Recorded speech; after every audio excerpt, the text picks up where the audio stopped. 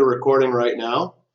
Hello everyone, welcome to the webinar, which we've called Ted's Tips How to Ace the CFA Exam.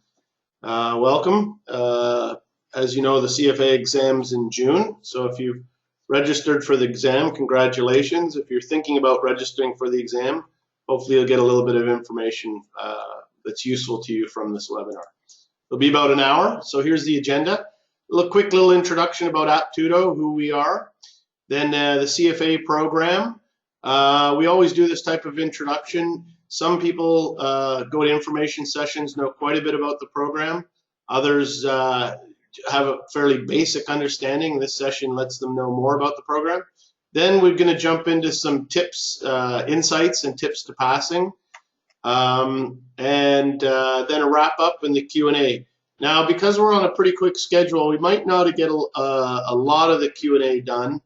However, if you type your questions in, it does get saved, and we have an email later on for support. There's going to be some follow-up. We'll send you this PDF of these slides, etc. So we'll just jump right into it. So first of all, introduce Aptudo. Hopefully some of you have gone to the website www.aptudo.com to see to check out the website, and you'll see what the product is. First of all, it's an app that is a question data bank for CFA Level 1 right now. CFA Level 2 will be coming out in a couple of weeks. Started a year ago, a little bit over a year ago. We're a member of the CFA Institute CFA Prep Provider Program and trained 3,000 plus students, so we're up and running. As you know, there's over 200,000. As you may know, there's over 200,000 people wrote the exams last year. So we're just getting started. And what we're going to be doing now is offering some live online classes, which will help complement the app. So if you see in the bottom left-hand corner of the screen here, we did a boot camp in November for the December exam. And this is me sitting in my same chair, but now I've got this nice Aptudo backdrop. This is the system that we use for our online classes. It's quite sophisticated. If you've taken any online classes before, you may have known that they could only enable maybe 6 cameras at one time with the instructor interacting. But with the system that we're using, we could see all candidates all the time. So we've got some pretty neat technology that we're setting up for our online classes. And what's the aim is to really increase your study efficiency over the next few months, engagement, motivation, and try to help you pass. Okay. Quick things about the platform feature. I'll start at the top here. It's multi-platform. That means that you can use your iPhone, you can use your iPad, you can use your desktop. An Android version will be coming out in a couple of weeks, but that's if you're connected to the internet. I'm actually testing the system quite a bit. I have a Samsung tablet, and I can just log in through the web through my normal account that's web-based, and it's fine. The neat thing about the system is, of course, you can do some personalized tests, which is mini quizzes, 10 questions each from a section that you like. Or you can create longer tests, and you can make quant questions or not quant questions. And we give you, of course, there's the feedback, the analytics. So you can see how many questions you've been answering, how long it's taking. So it gives you some pretty good feedback. Over here, in terms of the connectivity, some people like study groups, some people like to study on their own, but you can see who's in your country and discover students and create some study groups, maybe get some support through messaging. Over here, in terms of the motivation and engagement, there is a leaderboard, so you can see each time you go in and answer questions and make some progress, you'll receive some points and it'll move you up the leaderboard. And it's kind of cool. I've played with the system a little bit. Of course, I passed the exams in 2001, 2002, and 2003. But I like I dig into the system and I've given some feedback. So it's pretty neat. And the most important thing to stress that over here on the performance analytics, if you join an online class, the instructor gets access to the classes, the cohort with their performances. So that enables us to give continuing feedback and follow-up as we progress through the course. I've taught a lot of CFA courses over the years. You go into a classroom and you get to know the students over 3 or 4 classes, but you don't know their strengths or weaknesses. You don't know how they're doing. And this is one of the things that we're going to try to change through our online courses is a much better feedback to you. Okay. So going on to the next slide, but to have a look at the website, it explains a fair bit of this. In terms of some of our faculty, this isn't everyone, but we just want to give you some example. My name is Ted Stevenson. I'm Canadian. I did my MBA at the Ivy Business School, and after that I did my CMA. In Canada they merged with the CPA, so that's why I'm allowed to have CPA and CMA now. Then I did my CFA in 2001, 2003. I passed all 3 exams on first attempt. And then after that, actually, I was asked to teach the CFP, and I taught it, and then I wrote the exam with my students. And recently, I was a member on the Financial Planning Standards Board's Global Body of Knowledge Working Group. And this is one thing that we'll point out about our faculty in the next slide as well. That if you look at Jim, CFA MBA based in Toronto, Robert, CFA FRM, based in San Francisco. Nicholas is based in San Francisco and a qualified accountant. Dr. Majid, CFA and internal auditor, he's based here in the UAE. And so not only do we have people that have that are well qualified, because we're working online, we're able to choose people that have good, extensive experience, not only academic, also real world. People that have been involved in CFA societies. Jim has authored materials for Schweitzer and Stala. So people that are passionate about the CFA. And also for those of you that are in a city where there's not perhaps access to some great in-class instructions, online is a good way to go. The exams in English, we're using all native English speakers. I tell people, yes, we need our calculators in the exam a lot. You know, I've got 2 of them, the Texas Instruments BA2 Plus. You need your calculator, but it's also the CFA, a lot of it is an English test subject finance. And a lot of questions hinge on just one word. So it's important that, you know, it's one curriculum, global curriculum, one exam, the same day, it's all in English, that you get good instruction in English, okay? So very briefly, we're going to be doing some online classes. As I said, there's 2 choices really. On the left-hand side, you've got the 54 hours of classes, which is really just once a week. And that is really, you know, there's 10 study sections, 10 topic areas, 18 study sessions, 60 readings. In meeting once a week, you're not going to get through all the learning outcomes, but you're going to be able to stick to a schedule. It's going to give you some one-on-one coaching as well. Their sessions are going to be recorded. It'll probably focus on some of the harder bits. Pass insurance. If you don't pass the exam, you'll be able to carry on with us. And access to the app is included. And if you see, the app is a question data bank, basically. If you buy that a la carte from other trading providers, that's $200, $300 value.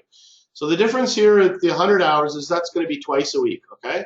So that's kind of a fairly common structure if you guys are familiar with any in-class courses that are offered, that it's twice a week. You know, it's like a Monday or Wednesday or Tuesday, Thursday type thing, 3-hour class. So that's just going to be, as we say, we call it, it's more intense. It's more intensive. You'll get a lot more, you'll be able to cover more and practice more, okay?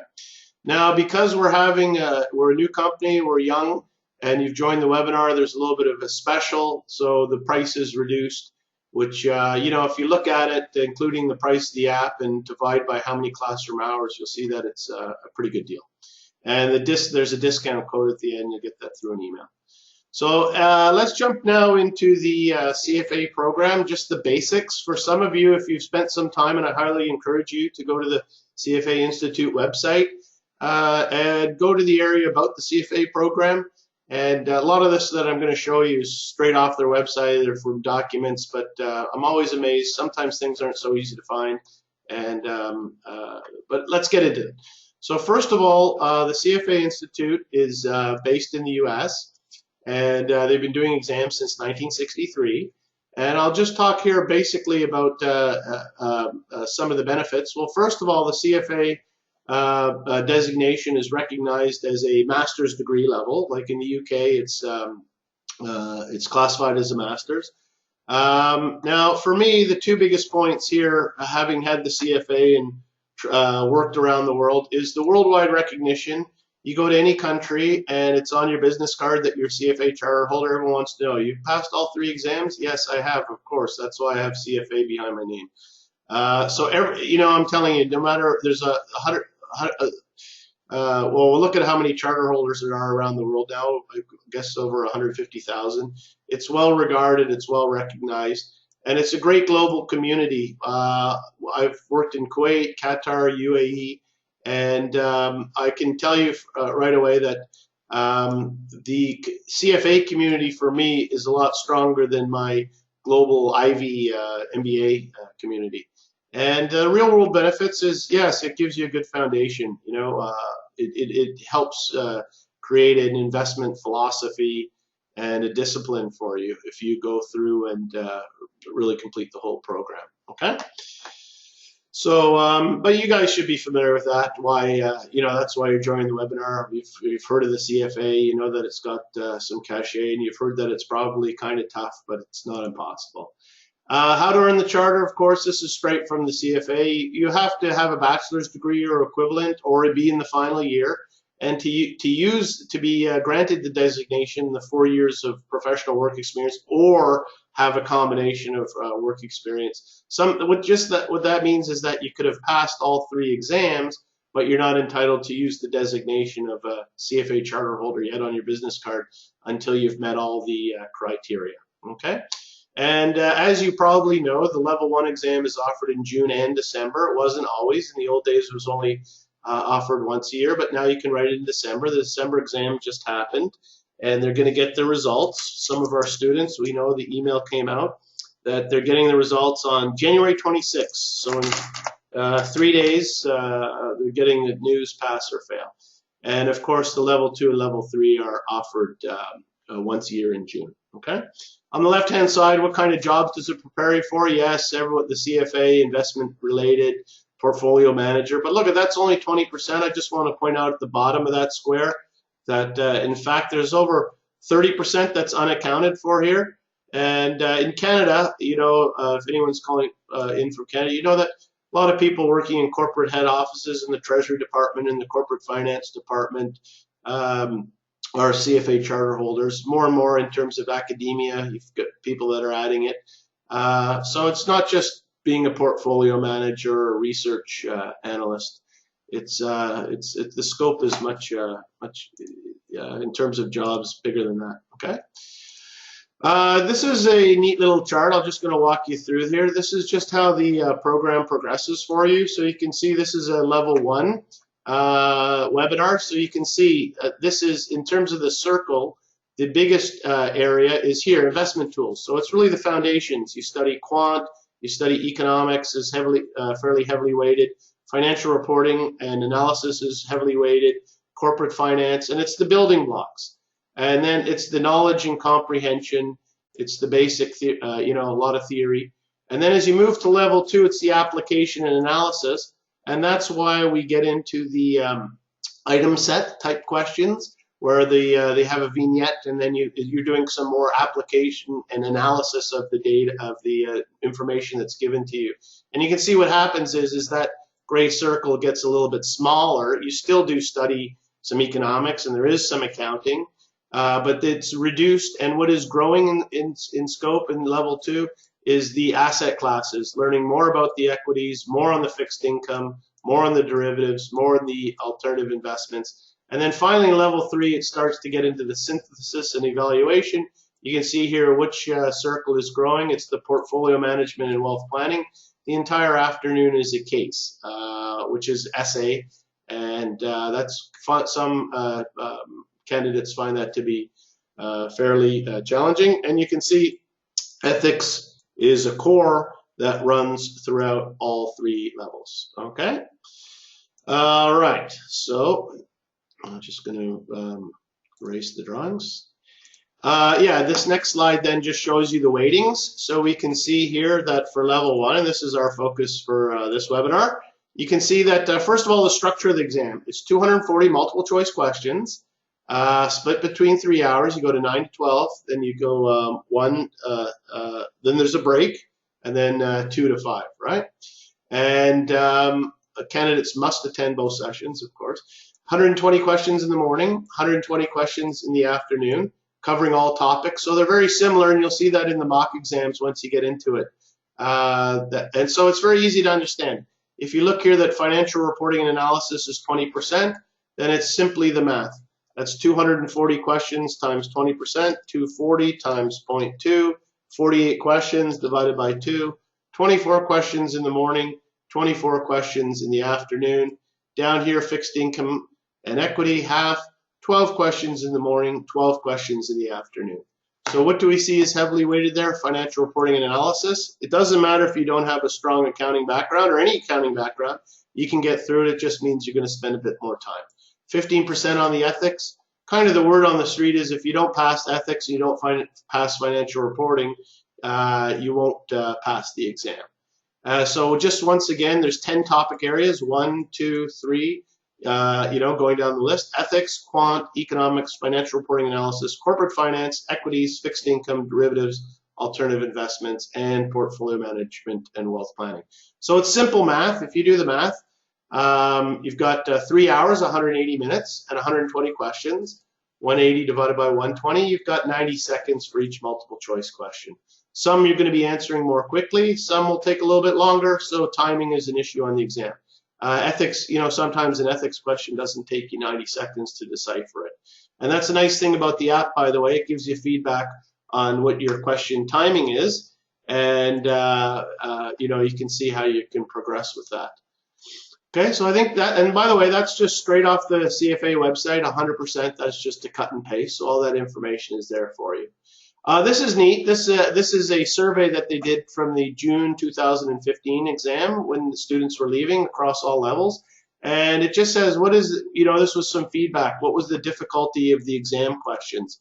And you can see here that 63% thought it was just as difficult as expected. 28% thought it was more difficult than expected, and 25% thought the questions weren't written clearly. I would say those are the percentage of people that didn't use the CFA curriculum as much as they should have, and we'll talk about that a little bit later. Some students in level 1 go to write the exam having only used prep provider materials. I think that's a big mistake, and if you do that, you're going to find that the exam is more difficult than you expected, and the questions were a little bit more confusing because you haven't done all the examples in the textbook or the end of chapter questions as well, end of reading. But here's a key thing is that, that 93% agreed that the exam questions were based on the learning outcome statements. And we'll talk about the learning outcome statements a little bit more. And 91% said the exam was fairly represented the CFA assigned curriculum. So my message to you is that if you read the book, stick to the book, master the book, use the app to help you complement the curriculum, to help you practice. When you make a mistake, go back into the book, that you'll find that yes, the exam is very fair and it's not all that tough at the end of the day. Okay? So the next slide here, this is just a quick thing here about pass or fail. Some students, it's just clear. Like sometimes I do check web boards like the old days when I was a candidate, and you see discussions about the pass or fail, and you can't believe it because this is straight off the CFA website in one of the documents and explains the process very clearly. And I'm just going to walk you through that. So first of all, you can see that there's an education advisory committee that advises on the body of knowledge and the curriculum. And as I said, I served on a candidate global body of knowledge working group for the financial planning standards boards with regards to the CFP. So I'm very familiar with what type of work they do here with regards to the curriculum. The curriculum does change over the years, but if you look at leases in the accounting, it's the exact same as I did in 2001. They just changed it from US dollars to euros. And some of the accounting stuff must go back more than 20 years, quite frankly, okay? Then you've got a council of examiners. They come up with the examinations. The exam are never released. Past exams aren't released. The CFA Institute does provide mock exams. Then you've got member volunteers in terms of the grading. That's more CFA level 3 because there's an essay question in the afternoon. So they get together and they do grading. And but this is the key point here, is that member volunteers and consultants, they determine the standard for each exam. So the December exam, they say that's the standard. That's this. If you meet that standard, you're going to pass or you're going to fail. When you get your email from the CFA Institute, it says pass or fail. They determine, the Board of Governors determines the minimum pass. They set the standards. The minimum passing score set by the, agreed and approved by the Board of Governors, and you get a pass or fail. Now those 10 topic areas will come to you, and they'll show you 3 ranges: under 50%, between 50 and 70, and over 70%. So the target that I always say is you want to be shooting for 70% in all subject areas. But I didn't cut and paste it into this deck. I should, because I could show you. One of my former students sent me in 2014. She was so happy she passed, and actually she had 4 sections that were between 50 to 70. So she had 4 sections below 70%, and it was still a pass. So I just want to, you know, rest assured, you're going to try your best. You've got to do quite well, but there's no minimum mark. You want to shoot for over 70 in every section, but you're not going to get perfect, and you can get between 50 and 70 in some sections, and you're still going to pass the test. Okay. So this is the CFA pass rates, and by the way, this goes back all the way to 1963, but I cut and paste it just so I can get it on mostly on one slide. And what we're going to zoom in here is you're going to see, first of all, the program has really grown over in the last few years. I started back here in 2001. You can see 65,000 candidates were writing the exams, and if you look here, you know, 2014, 118,000 plus 47,000. It's huge. You know, it's really grown throughout the years. But for you guys that are considering level 1, this is the scoop for the last 10 years. This is up to the June 2015 exam. It doesn't include the December results, obviously. So we can see here that from 2006 to 2015, which is the 10-year average, on level 1, 837,000 wrote the exam, 328,000 passed, and 508,000 failed. So the average pass rate was 39%. But look at, if we really want to do is look at the last few exams, and you can see 43, 42, 44, 42. So more than half fail. The passing rate is 42 to 44%. Okay. And as you get into level 2, this is the wake-up call that for the last 10 years it's a 43 pass rate. So you're all excited that you passed level 1. You got to go on to level 2, and more than half are going to fail again. Okay, so it is a fairly intensive effort, but it's quite doable. Okay. And by the way, this again is just straight off the CFA website. It's in a PDF document. You can find it. So yeah, more than, you know, that's the message, is that, you know, see level 1 and level 2, more than half fail. Okay. Whatever percentage you want to use it, whether it's the 10-year average, you're looking at the last few exams.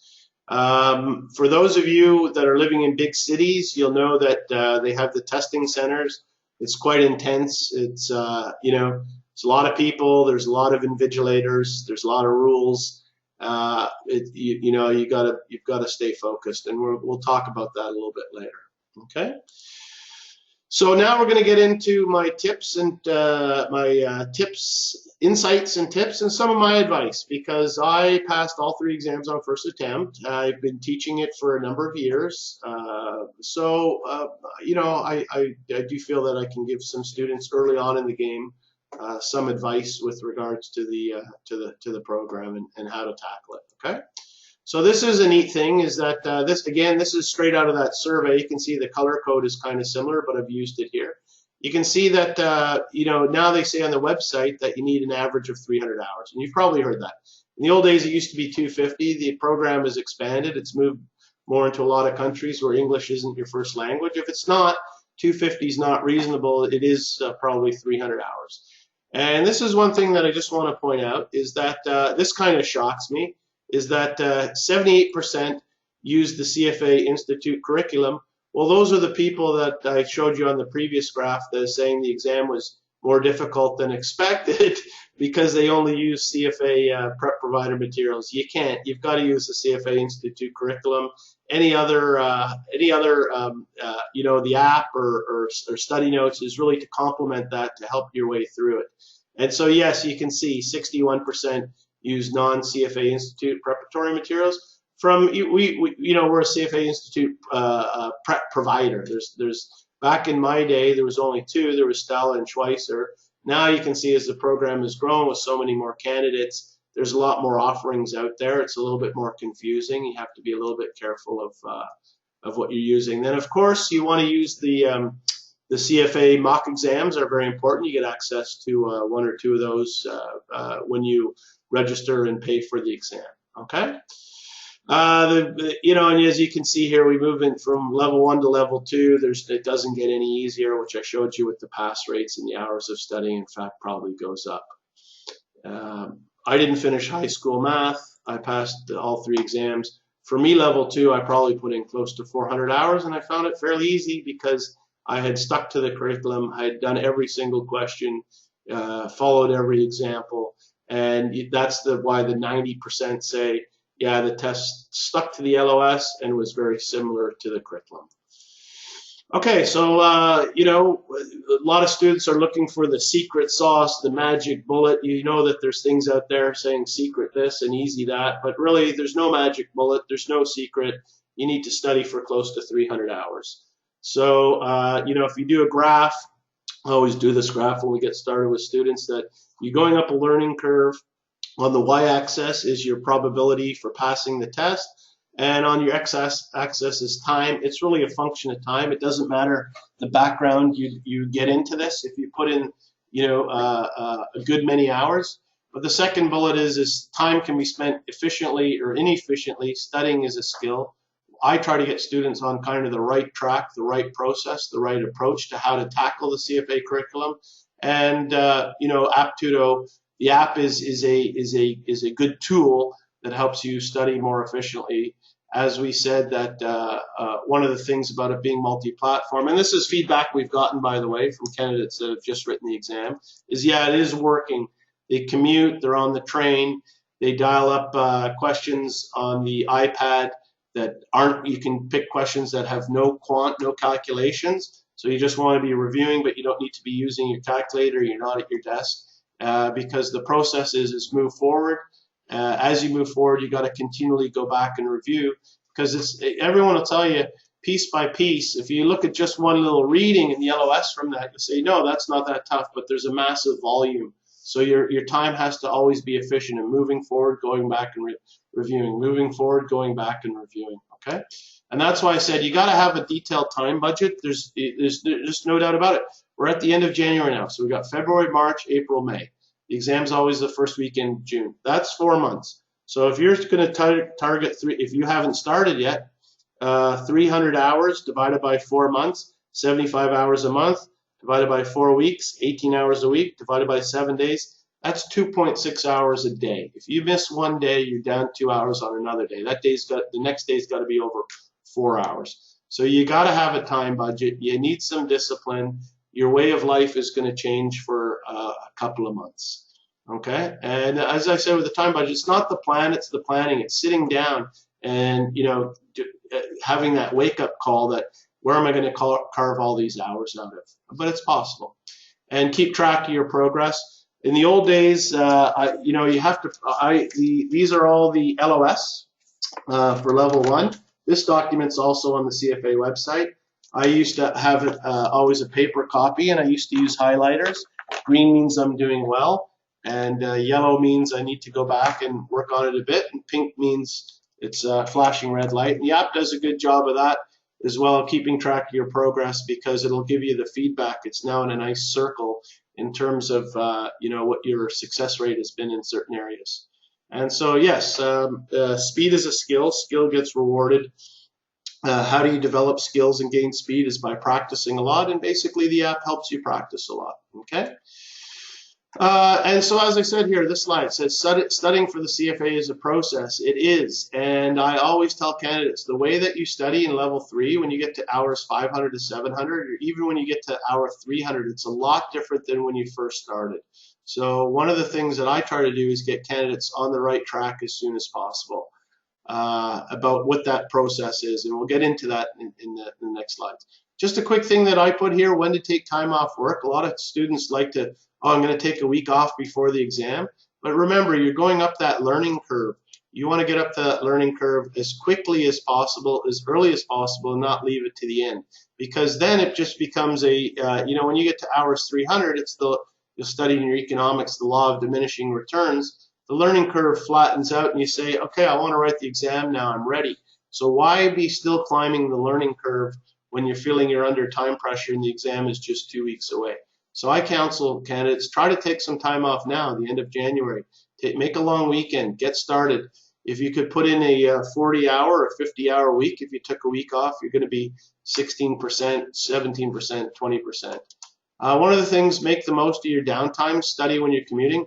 And when you're tired, don't procrastinate. Do some ethics questions. It's only English. It's a English test, subject, finance ethics. When you've got your energy level up, tackle some of the harder bits, which is your weaker areas. But you've got to be continually pushing on it, and that's just the reality of how many hours packed into.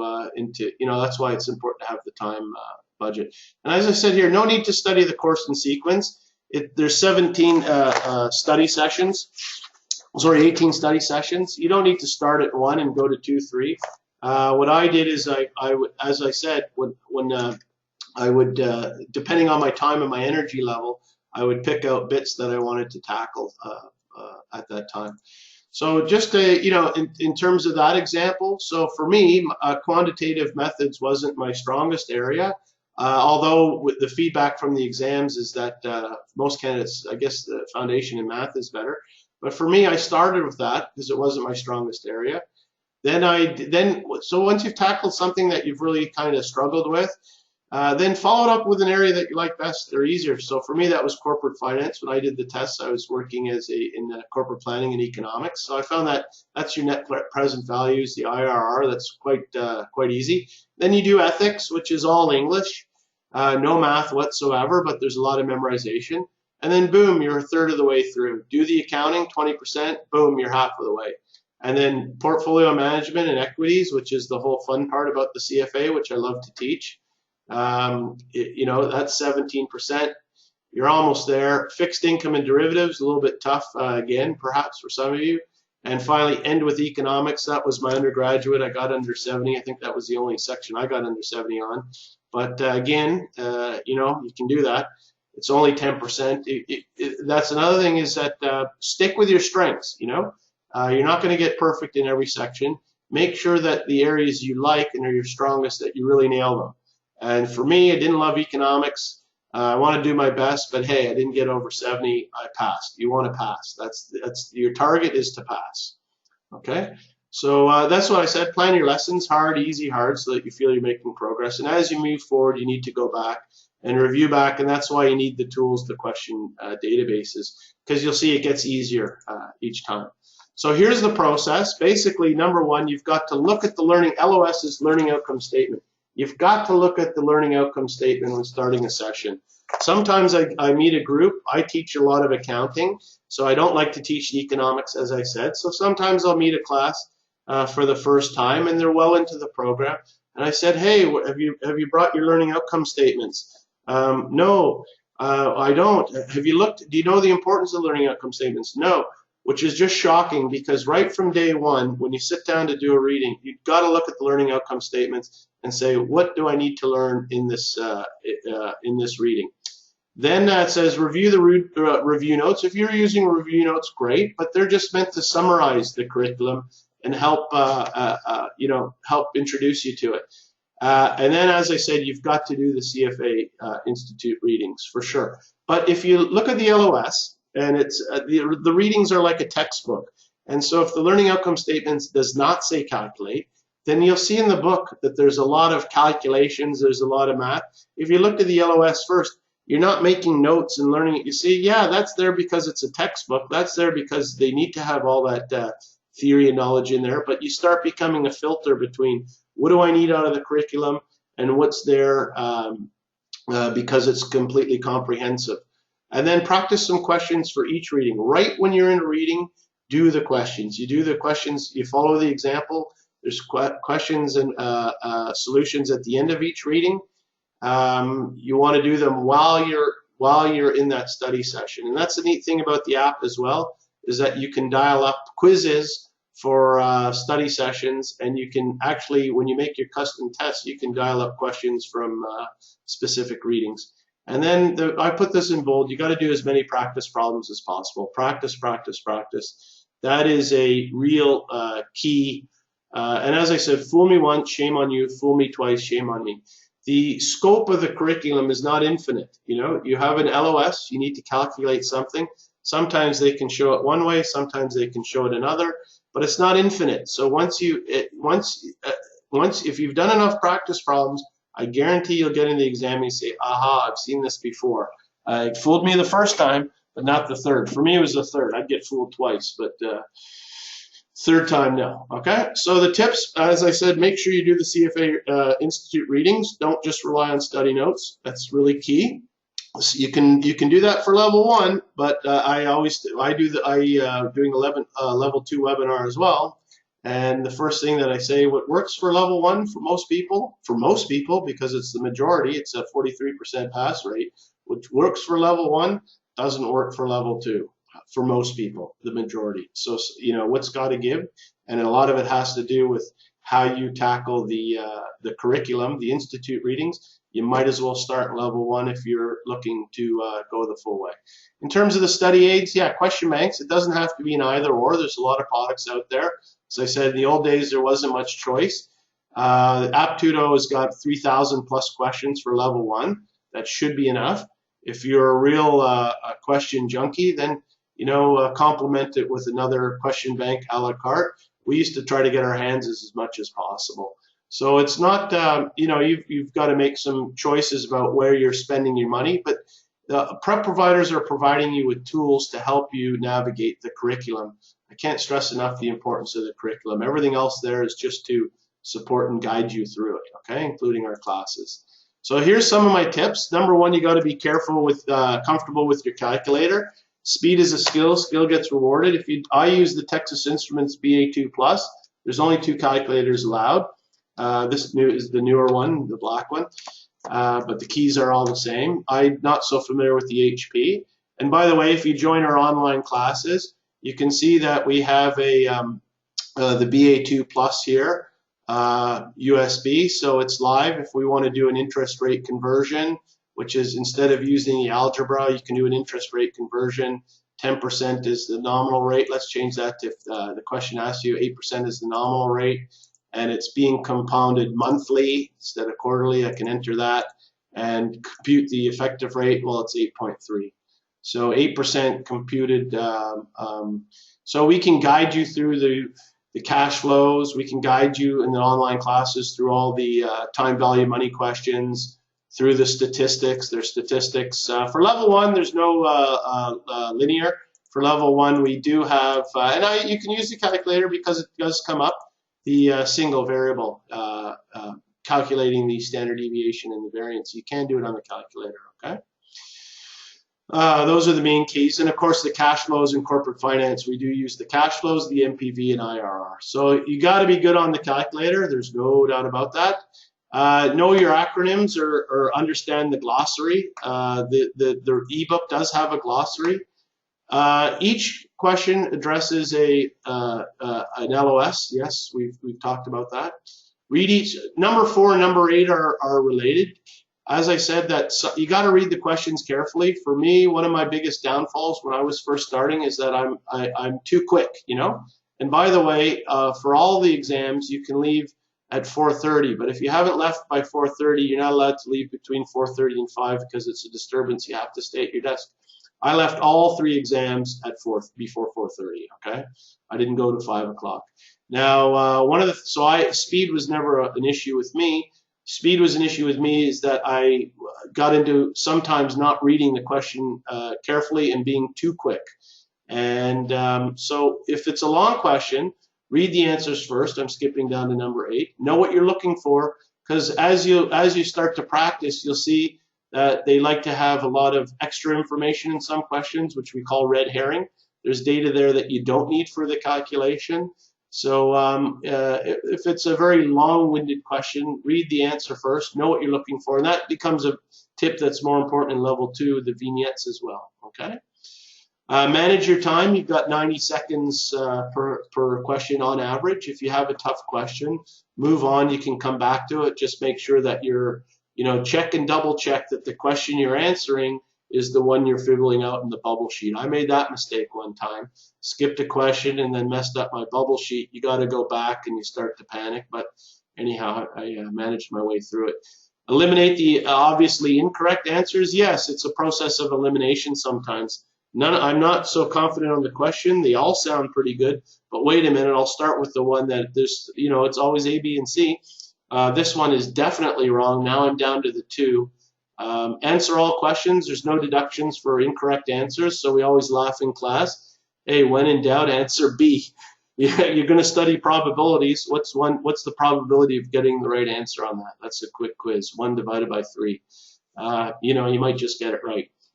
Least likely, CFA loves to use least likely, most likely, and I really struggled with the least likelies at first because it's making your brain work in the negative. And the key to that, and if you've got experience with multiple choice questions, great, none of this is new to you.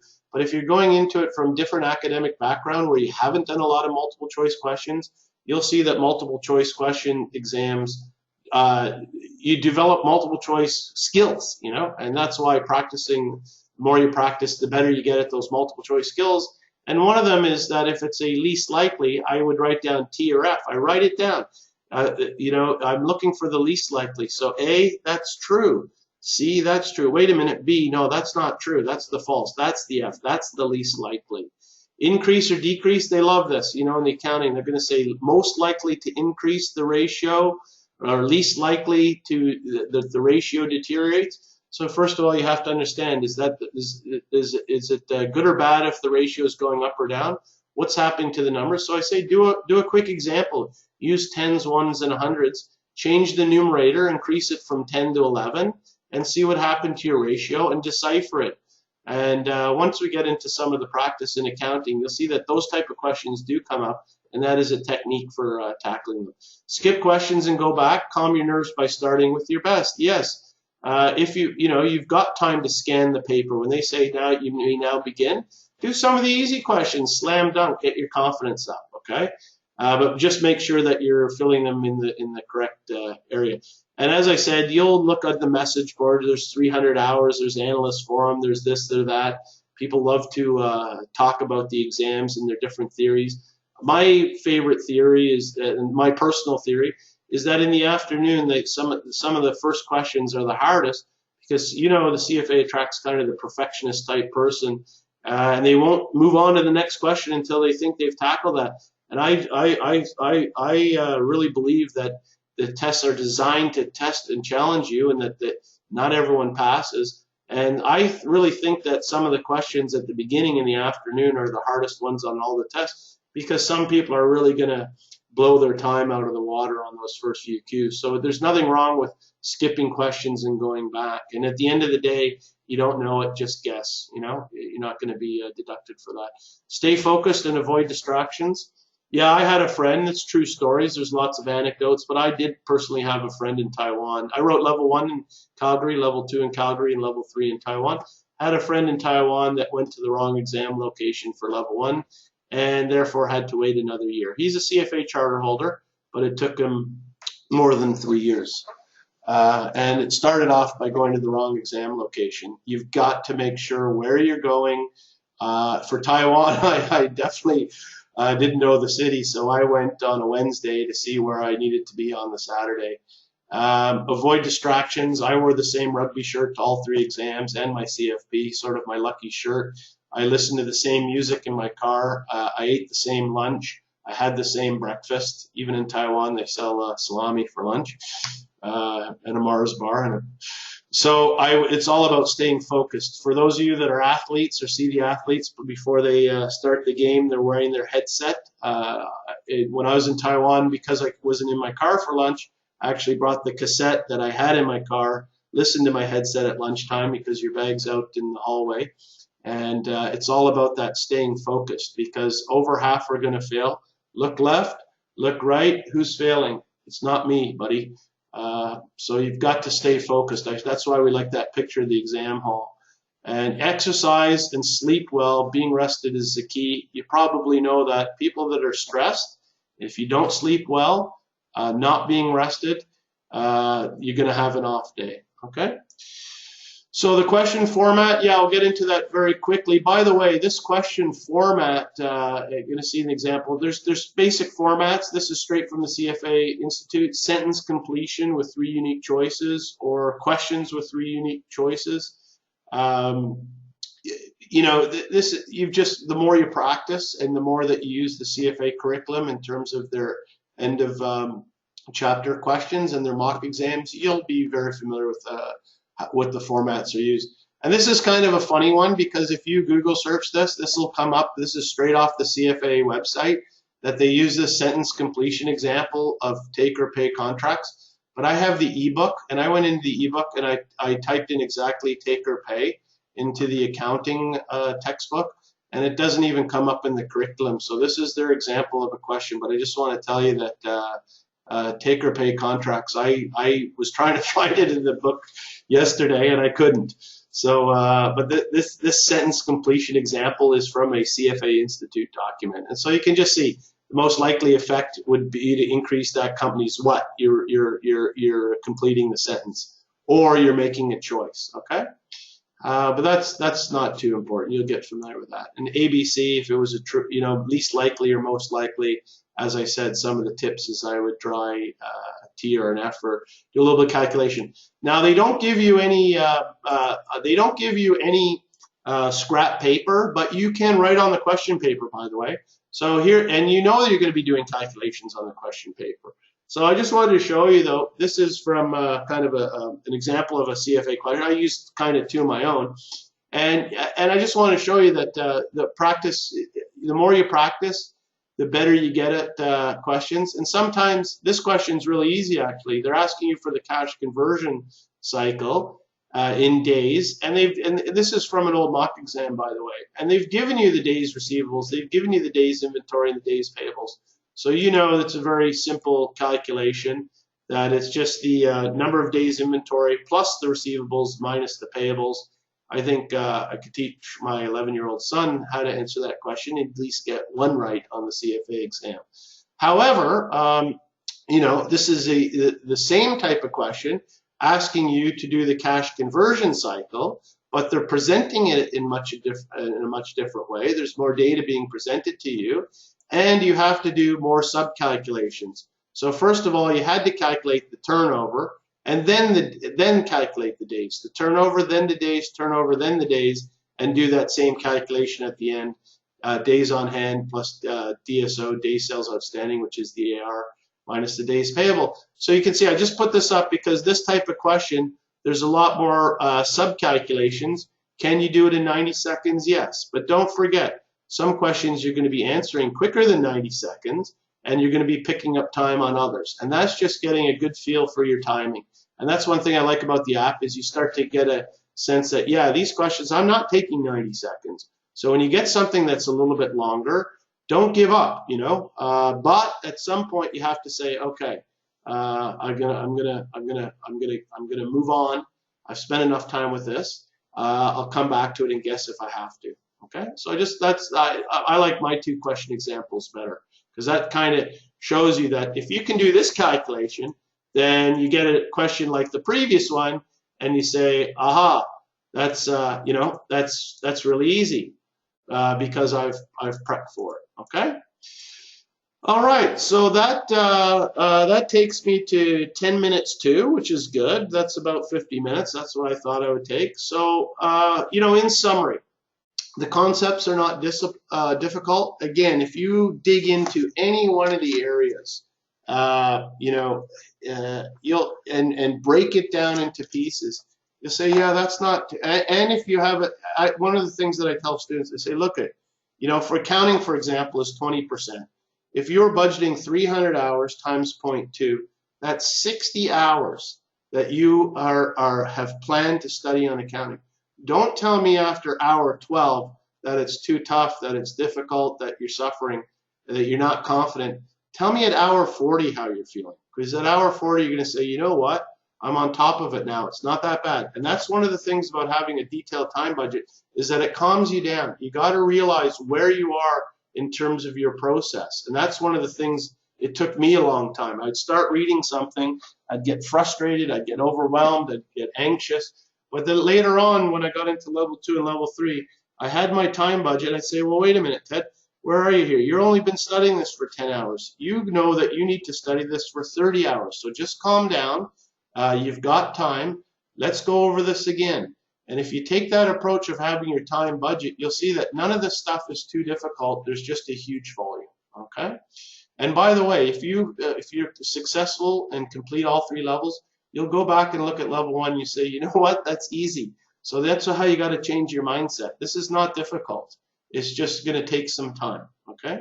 And have a planned and systematic approach to your studying. You'll get into that. The more you study, you'll see that the systematic approach, I mean, as I sit down, it's always the same routine. I pick up my learning outcome statements. I might use the reading, prep provider reading, but then I'll get into some questions. When I'm getting the questions wrong, going back into the curriculum, reviewing it, making my own memory cards, my flashcards, and it's just the same process over and over again. Okay, I'm a little bit tired today. I'll go back and do some review. And it's a systematic approach to tackling it. And question practice is the key to passing. Okay? So join once again, so the Aptudo, because it's just here at the end, because it's we're a new company, there's a discount if you join the webinar. And this is the link to the discount code, but of course we can send that to you in an email. We can send that to an email to you if you need be. So I just want to show you here I have all the books online through the bookshelf. So anyhow, I won't show that right now, but I highly encourage you to get into the ebook if you're going to go with the ebook, or if you're old school and get the books. You've got to dig into the CFA curriculum. So if you're going to ask a question, the best way to do it is to put into the questions. I can see here, do you have a statistic about what the percentage of candidates that have passed the level 2 in the second attempt? No, I don't think there is a statistic on that in terms of that's Eduardo, good question. Passing level 2 on the second attempt. I don't know if they keep track of that, by the way. But just going back to those pass rates, you can see, no, I don't know the answer to that, but you can see level 1, the last 10 years is the bottom row here, 39%, 43, and you can look at the last few years, 42, 43, 46. Okay, I was kind of lucky. You can see I wrote my level 2 in 2002, so we had a 47% pass rate. Well, I guess it was about the same. Okay, and I wrote level 3 here with this cohort in 2003, 68% pass rate, which is a little bit higher than the 10-year average. So I got lucky on level 3, squeak through on an easier cohort, perhaps. You want to add some more people to the society. Okay, any other questions? If you can type your. If not, I want to thank you for your time. And by the way, one of the things about us is that we're responsive. If you've got questions or concerns or want more information, then we know at the which I've given to you at the end. We do. You've got the website, and there is always the support. there's the various emails, addresses, learn@aptudo, etc. I have my own email, ted@aptudo.com, which is easy to remember. Send us an email and we respond, guaranteed. Okay, any other questions? Here's a good one. Yeah, so we still got a couple of minutes here. Test is online or we get paper questions. Well, I don't know about anything being changed online. It's paper. You get a booklet and you get that bubble sheet. And that's why I kept saying, make sure that if you skip a question that you're looking at the paper and you're filling in the right bubble sheet. You're allowed to bring pencils. You're allowed to bring pens. They have the whole list of what you're allowed to bring into the exam. You're allowed to bring in more than one calculator. I always brought two. How long should a person take on average to read a study session? You know what? That's a really good question. Some study sessions are longer. And again, that all goes back. It's hard to say an average because people come into it with different strengths and weaknesses, different areas that they like more or less. So as I said, as a rough guide, how I start is just looking at what the percentage weighting is on the exam and multiplying it by how many hours I want to study, and that'll tell you how long. And then if you divide it by number of study sessions within that topic area, that would give you kind of a rough guide. And that's, as I said, it's the plan, not the planning, because you can't say, all right, well, each study session then is that amount of hours, because once you get into it, you'll say, okay, wait a minute. This section is really easy, like there's one in accounting that's kind of the lead in. That's not going to take me the same amount of hours as when I get into tackling the leases, So good question about average. The average is based on, as again, 300 hours times the weighting on the exam divided by the number of readings, but then recognizing that some readings are easier than others. Any other questions? If not, I think my clock says 8:57, and we said we wanted to do this in an hour, so I want to thank you for your time. Thanks for logging in. If you've registered for the exam, good luck. Hopefully we stay in touch. If you haven't registered yet for the exam and want to do it, then I highly encourage you better start it as soon as possible, because for me, I always started kind of mid-January. By now, I'm kind of up and running, getting into it. Okay. All right, so I don't see any other questions popping up. So once again, thanks for your time. And I think I'm going to stop.